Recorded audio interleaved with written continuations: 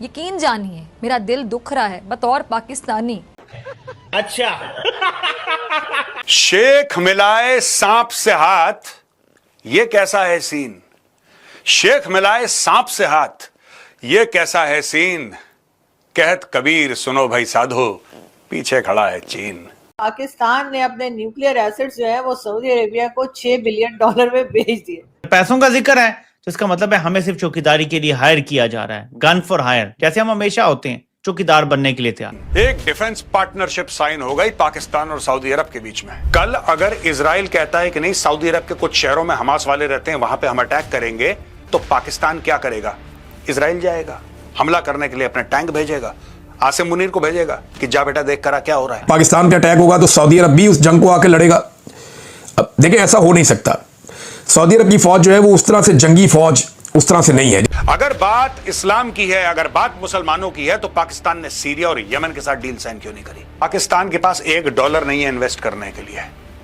मैंने क्या बोला था?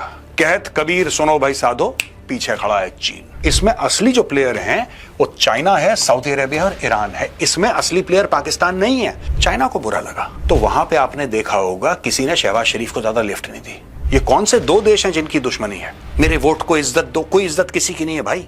इज्जत उसकी है जो माले के ऊपर बैठा हुआ है शी जिनपिंग, उसकी इज्जत है, तुम्हारी इज्जत नहीं। किसी और छोटे अरब देश में बगल में कुछ हो जाता है, इजराइल कुछ कर देता है, कोई और कुछ कर देता है, अगर वहां पे तख्ता पलट होता है, इसका डोमिनो इफेक्ट होगा। आवाम खड़ी हो गई, जनता खड़ी हो गई, जनता आ गई। नेपाल में हुआ था, आपने देखा था, जनता खड़ी हो गई। किसी तरीके से बचे ये लोग।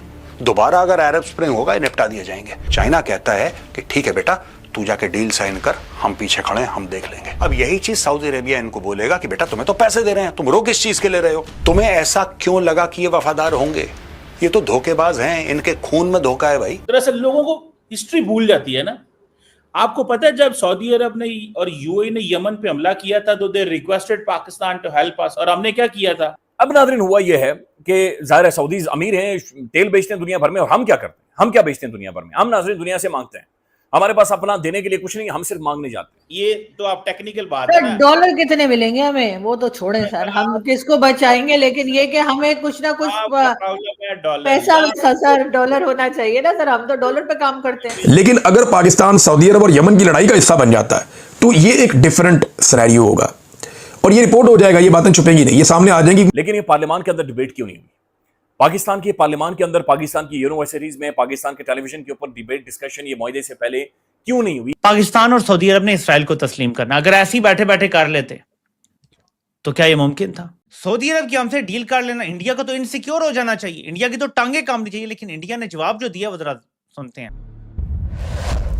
हेलो फ्रेंड्स, जय हिंद। क्रिकसेल हिंदुस्तान में आपका स्वागत है। दोस्तों, जैसा कि आपने वीडियो के इंट्रो में देखा, कैसे पाकिस्तानी मीडिया चर्चा कर रहा है कि पाकिस्तान ने अपने न्यूक्लियर वेपन $6 बिलियन में सऊदी अरब को बेच दिए हैं। एक तरह से अब पाकिस्तानी आर्मी सऊदी अरब की चौकीदारी करेगी। पाकिस्तानी मीडिया खुद यह बता रहा है कि सऊदी अरब ने पाकिस्तान के न्यूक्स को किराए पर ले लिया है। दरअसल सऊदी अरब और पाकिस्तान दोनों ही डरे सहमे बैठे हैं। जब से इजराइल ने कतर की राजधानी दोहा पर अटैक किया है और इसके साथ साथ पाकिस्तान 7 मई भारत के हमले से काफी खौफजदा है। एक तरफ पाकिस्तान जो परमाणु शक्ति होने के बावजूद भारत के सामने बेबस महसूस करता है और भारत ने ऑपरेशन सिंदूर में के दौरान पाकिस्तान के 13 आर्मी बेस को उड़ा दिया था, तो वहीं दूसरी तरफ सऊदी अरब है जो ईरान की पुरानी दुश्मनी से जूझता रहता था। लेकिन अब सऊदी अरब इजराइल को सबसे बड़ा खतरा मानने लगा है। सऊदी अरब के पास तेल और गैस तो बहुत है और तेल गैस बेचकर बहुत पैसा बनाया है, लेकिन सुरक्षा के मामले में बहुत कमजोर है। सालों से ईरान उसका सबसे बड़ा दुश्मन रहा है। लेकिन यहाँ एक बड़ी ही दिलचस्प बात है कि इजराइल और ईरान एक दूसरे के सबसे बड़े दुश्मन हैं, लेकिन दोनों की सऊदी अरब से नहीं बनती। इंडिया का रद्द-ए-अमल इस पे आप देखें, गौर करें जरा। ये चीज इंडिया पे डायरेक्ट असरअंदाज होती है। ये कोई मजाक नहीं है कि पाकिस्तान जिसके पास न्यूक्लियर वेपन्स हैं, पाकिस्तान जिसके पास 4.5 जेन जहाज भी हैं और 5th जेन भी आने जा रहे हैं, ठीक है, न्यूक्लियर हथियार भी, लेटेस्ट जहाज भी, मिसाइल भी लेटेस्ट हमारे पास है। क्या नहीं है जो इंडिया के पास है? पैसा। सऊदी अरब की हमसे डील कर लेना, इंडिया को तो इनसिक्योर हो जाना चाहिए, इंडिया की तो टांगे कामनी चाहिए। लेकिन इंडिया ने जवाब जो दिया वो जरा सुनते हैं। इंडिया को सऊदी अरेबिया और पाकिस्तान के दरमियान ये जो बातचीत चल रही थी, जो मामलात थे, इसके बारे में पहले से पता था। अब इंडिया कह रहा है कि हमें पहले से पता था कि सऊदी अरब और पाकिस्तान के दरमियान ये मुआहदा होने जा रहा है। अब अगली लाइन फिर ज्यादा इंटरेस्टिंग हो जाती है। मजीद कहते हैं कि we will study the implications of this development for our national security as well as for our regional and global stability. The government remains committed to protecting India's national interest and ensuring comprehensive national security in all domains. अगर India को पहले से पता था, ये बातचीत भी हो रही थी, उन्हें पता था, उनका तो जवाब तैयार होना चाहिए था। वो कह रहे हैं हम अभी स्टडी करेंगे कि इसकी इंप्लीकेशंस क्या होंगी। क्या इंडिया इतना रोटी को चोची बोलता है कि उसे नहीं पता था ये मुआहदा होने वाला है और उसने इसकी इंप्लीकेशंस को स्टडी नहीं किया? इंडिया को नहीं पता इसके लिए क्या, इसकी क्या इंप्लीकेशंस हो सकती हैं।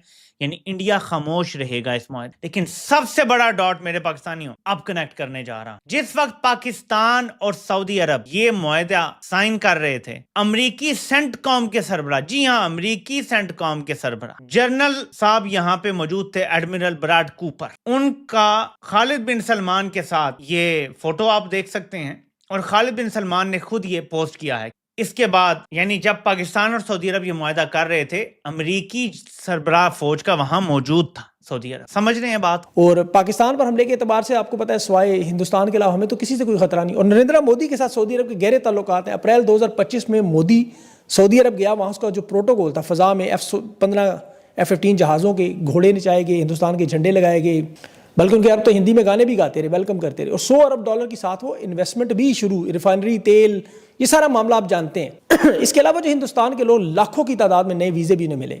और इस वक्त भी सऊदी अरब में पाकिस्तानियों से ज़्यादा हिंदुस्तान के लोग काम कर रहे हैं जो फॉरेन रेमिटेंस अपने मुल्क भेजते हैं। अब इन हालात में हिंदुस्तान के हमले पर सऊदी अरब क्या फौजी जवाब देगा, ये तो नामुमकिन सी बात है। जो पाकिस्तान का जो कोवर्ट न्यूक्लियर प्रोग्राम है जिसको फंड किया था सऊदी अरेबिया में, अब ये है ट्रांसफर ऑफ न्यूक्लियर वेपन। जो सऊदी न्यूक्लियर वेपन्स है जो पाकिस्तान के कस्टडी में है, वो वापस उनके आकाओं के पास जा रहा है।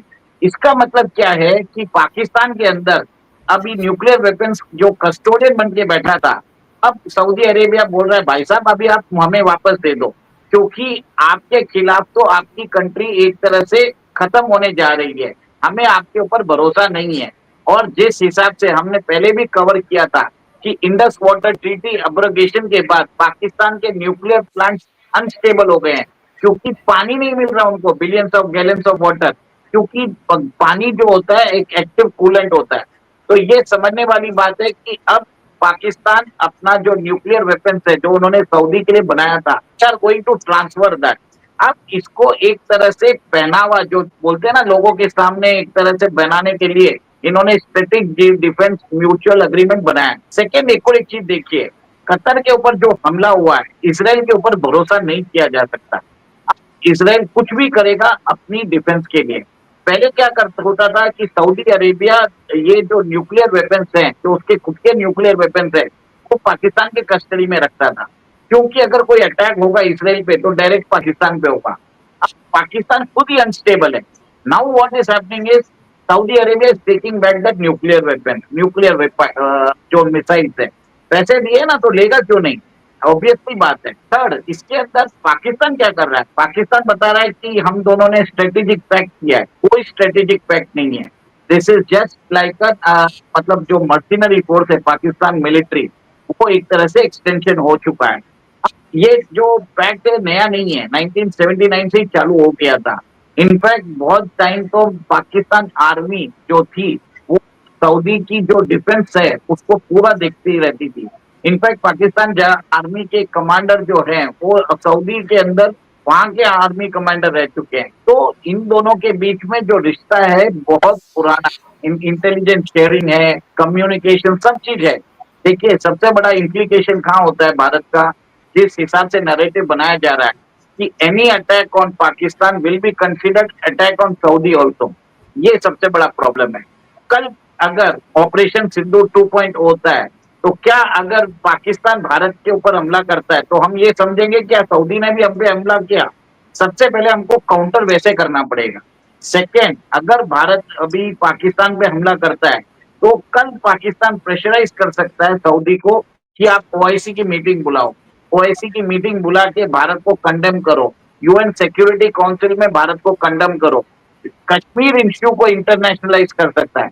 इससे सबसे बड़ा प्रॉब्लम वो हो रहा है। सेकेंड, अगर पाकिस्तान अगर ये ट्रीटी कर पा रहा है सऊदी से तो क्या अमेरिका को रिप्लेस किया जा रहा है?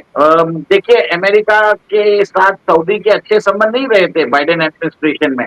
वहां तक ऐसे हो गया था कि जो उस समय बाइडेन एडमिनिस्ट्रेशन में आपको ध्यान होगा, जो मिसाइल डिफेंस शील्ड जो अमेरिकन प्रोवाइड करते थे अपने पेट्रियट मिसाइल डिफेंस सिस्टम से, वो विड्रॉ कर दिया गया। ये जो संबंध है वापस उभरे ड्यू टू डोनाल्ड ट्रंप।